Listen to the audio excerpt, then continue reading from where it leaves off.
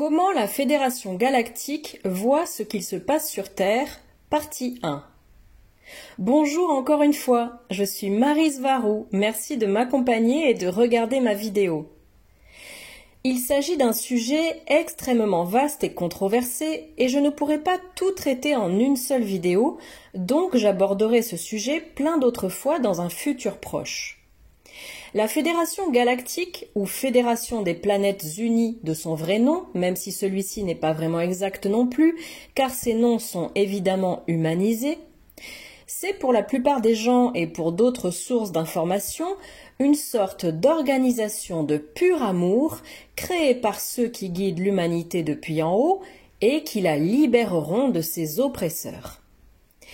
Et c'est là que commence le premier problème, car la Fédération est toujours sur le point de libérer l'humanité, mais elle ne le fait jamais. Avec eux, notre salut est toujours au coin de la rue, mais il ne se concrétise jamais. Et logiquement, cela fait que beaucoup de gens adhèrent à l'idée que ceux qui disent cela ne sont que des charlatans qui utilisent ce sujet pour gagner de l'argent via Internet et vendre des livres. Et pour d'autres, c'est une indication claire que ces groupes qui promeuvent la Fédération Galactique de Lumière et sa supposée existence sont des agents de la CIA payés qui diffusent des informations erronées et ce qu'on appelle « hopium ». Note d'Héloïse Alciona, hopium est un mix du mot anglais hope, qui signifie espoir, avec le mot opium, une drogue qui induit un état de somnolence. Hopium désigne donc cet espoir qui endort et rend passif. Fin de la note. Ces informations erronées ont pour but de manipuler la perception des gens dans le cadre du mouvement New Age fortement contrôlé par le gouvernement. Et ensuite, nous avons un autre point de vue, celui de mes prédécesseurs, qui ont dit que la Fédération Galactique est celle qui contrôle l'humanité depuis bien au-dessus de toute la longue liste des organisations répressives qui existent et qui en réalité, ou en définitive, servent la Fédération. À mon avis, tous ces points de vue comportent beaucoup de vérité, mais aussi beaucoup de concepts erronés. Et cela est révélateur de ce que j'ai dit précédemment, que ce sujet est extrêmement compliqué et difficile à aborder. Ce qui suit est mon opinion éclairée sur ce qu'il se passe réellement, et je dois rappeler à certains d'entre vous, les nouveaux, que je ne suis pas sur Terre. Je suis sur un grand vaisseau en orbite et j'ai parcouru les longs couloirs et les ailes du Haut Conseil du siège local de la Fédération dans le vaisseau andromédien appelé Viera. Je ne suis pas humaine, mais j'ai vécu 5 ans sur Terre, comme une étape vers le bas. Je suis arrivée sur Terre quand j'avais 8 ans et j'en suis repartie quand j'avais 13 ans. Le fait d'avoir vécu sur Terre pendant 5 ans comme un humain sans l'être, et venant de l'extérieur de la Terre, où je me trouve à nouveau en ce moment, cela me donne une perspective unique sur le panorama complet de ce qu'il se passe sur Terre, où je peux voir le point de vue humain ainsi que celui de mon groupe et celui de la Fédération. Maintenant que j'ai dit cela, d'un autre côté, le fait d'être ici en haut ne veut pas dire pour autant que je peux savoir tout ce qu'il se passe. De la même façon que si tu vis en Espagne ou au Mexique, tu ne sais pas nécessairement tout ce qu'il s'y passe. Donc je peux avoir peut-être une perspective plus grande et amplifiée, mais comme n'importe quelle autre personne, je peux seulement donner mon point de vue basé sur ce que je vois ici, avec les meilleures informations disponibles et avec mes meilleures intentions aussi. Et ce thème est si compliqué et si vaste que je dois l'aborder à travers plusieurs vidéos, car il y a tellement d'informations qu'une seule vidéo ne peut pas tout contenir. Ce que je vois qui est en train de se passer sur Terre est un chaos multidimensionnel, multiracial et multiculturel. Note d'Héloïse Alciona, si Marie dit cela, c'est parce que les humains sont les costumes biologiques de nombreuses races extraterrestres dont les cultures et les mentalités sont parfois très différentes, voire opposées, ce qui crée beaucoup de désordre et de conflits, même entre les starseeds. Fin de la note. C'est super compliqué et personne ne semble totalement comprendre ce désordre, quel que soit le niveau, le rôle ou le poste que chaque personne peut avoir à l'intérieur de lui. Cependant, beaucoup de choses sont suffisamment claires pour être affirmées comme des faits sur lesquels se baser pour analyser toute la situation. La Fédération contrôle réellement la totalité de ce qui entoure la Terre, ce qui signifie que je ne vois aucun signe ni aucune possibilité qu'une invasion régressive se produise, ni en ce moment, ni dans le passé récent, ni dans le futur non plus. Tout le cadran galactique est entièrement sous le contrôle de la Fédération, et je n'ai pas besoin de dire que cette organisation est gigantesque et extrêmement puissante, car elle est composée d'innombrables races, espèces et cultures travaillant ensemble en bonne coopération. Je peux même dire que beaucoup de races que plusieurs experts sur Terre considèrent comme régressives, comme par exemple les Alpha Draco, les dragons, qui sont des reptiliens, et les Étortiens, qui font partie des races appelées Grands Gris, sont en fait amicaux et coopératifs avec le reste des membres de la Fédération, ou du moins ils sont amicaux ici, dans cette zone où se trouve la Terre. Et donc, dans ma perspective, toutes les données dont je dispose indiquent que la Fédération est vraiment le contrôleur ultime de la Terre. La situation générale en orbite terrestre est la suivante. Le système solaire et avec lui la Terre sont situés très à l'intérieur de l'espace dominé par la Fédération et aussi dans une zone à fort trafic où d'innombrables vaisseaux vont et viennent tout le temps. La Terre n'est pas cachée, loin de là. Toutes les races la connaissent et savent où elle se trouve. Donc, l'idée que les humains ne devraient pas transmettre de messages de salutation dans l'espace, car cela pourrait attirer l'attention d'une race régressive envahissante, est tout simplement ridicule. Depuis le pont de ce vaisseau, le Toleka, je peux voir d'innombrables cartes stellaires utilisées pour la navigation et je peux voir celles d'autres races qui sont également incluses dans les bases de données de l'ordinateur de navigation des vaisseaux. Et la Terre est clairement incluse dans toutes ces cartes stellaires et sous la description claire d'être bien dans l'espace dominé par la Fédération.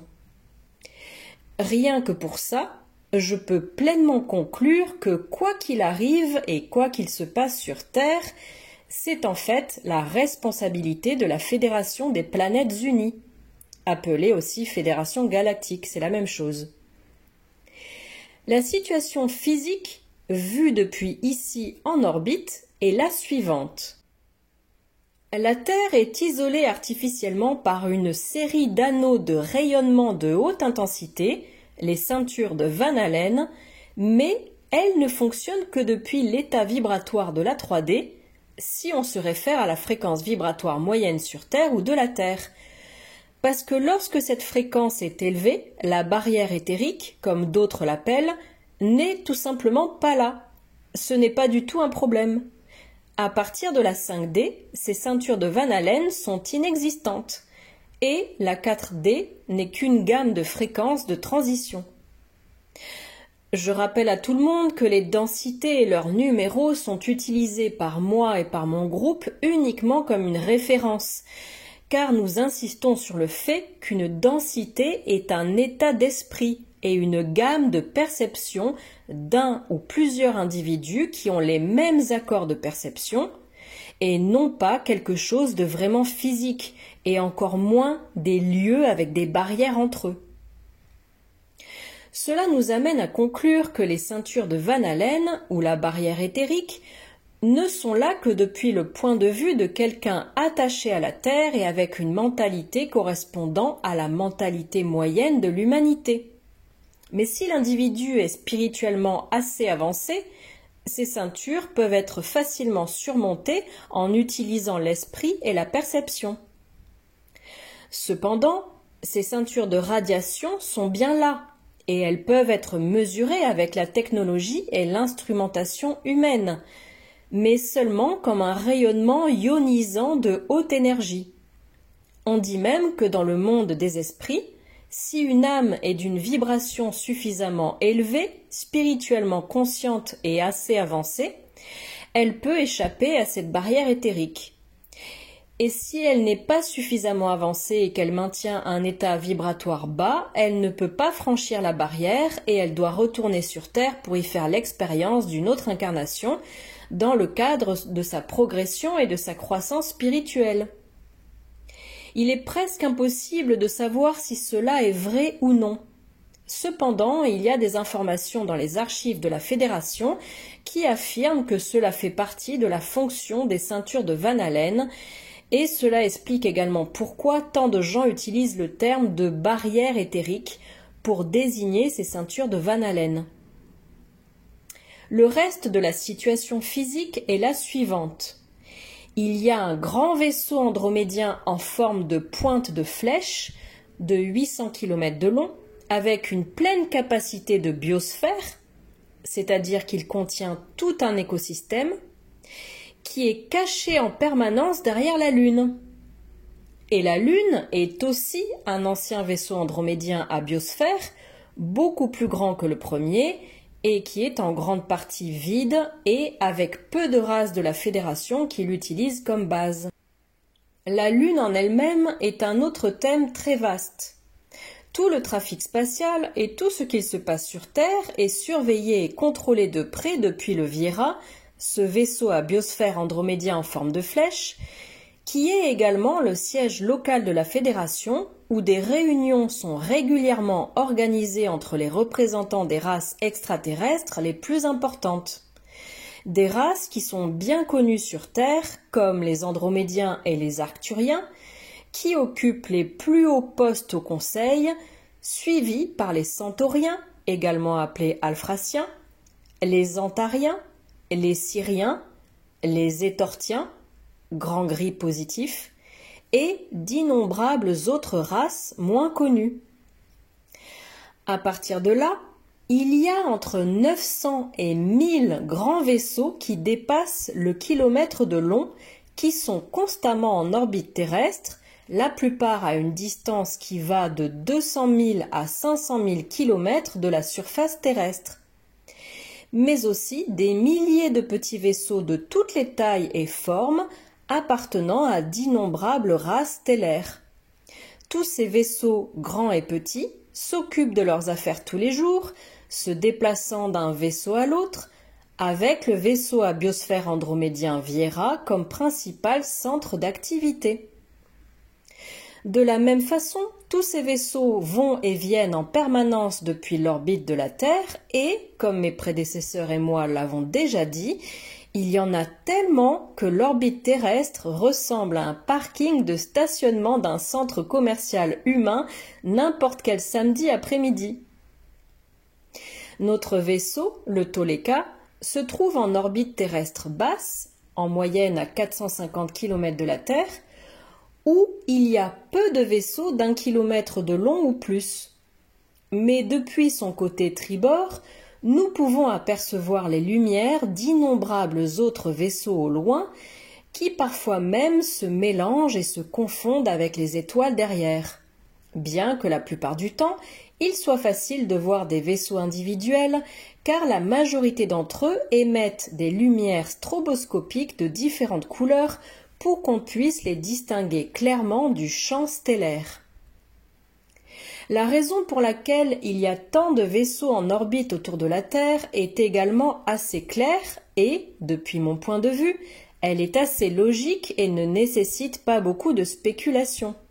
La raison est que chaque race surveille ses graines d'étoiles ou starseeds, sa famille qui se trouve sur Terre, soit en tant que starseed, soit en tant que step-down.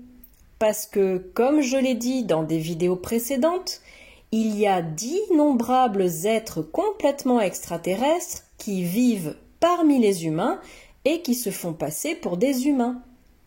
beaucoup ayant des identités humaines officielles qui les aident à s'intégrer efficacement dans la société pour pouvoir avoir une expérience humaine.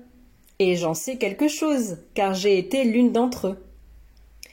Toutes ces races stellaires en orbite autour de la Terre ne sont pas intéressées par les ressources de la planète et il n'y a pas non plus de guerre galactique. Elles sont toutes ici autour de la Terre pour les gens en général et pour leurs proches, leurs familles. C'est aussi simple que ça. Bientôt, je continuerai d'écrire à ce sujet, car il y a beaucoup à dire. J'entrerai aussi dans le thème des restrictions de la Fédération envers les gens de la Terre et des restrictions et barrières qu'elle impose aux non-humains qui orbitent autour de la Terre, des thèmes qui sont liés à la directive première. Et j'entrerai dans la partie la plus brûlante et la plus controversée de ce sujet, les raisons pour lesquelles la Terre est dans une telle agitation constante et le rôle de la Fédération dans celle-ci. Car si la Fédération n'en est pas la cause, elle y participe en restant permissive vis-à-vis de ce qui cause toute cette scission. Et je parlerai aussi de toutes les élucubrations éthiques qui entourent cela. Inutile de dire que tout ça n'est pas facile à mettre en mots, et je dois intercaler ce sujet avec d'autres sujets parce que celui-ci est extrêmement compliqué et que de nouvelles informations et de nouveaux points de vue arrivent tout le temps. Alors, s'il vous plaît, restez attentifs. Avec beaucoup d'affection, Maryse Varou.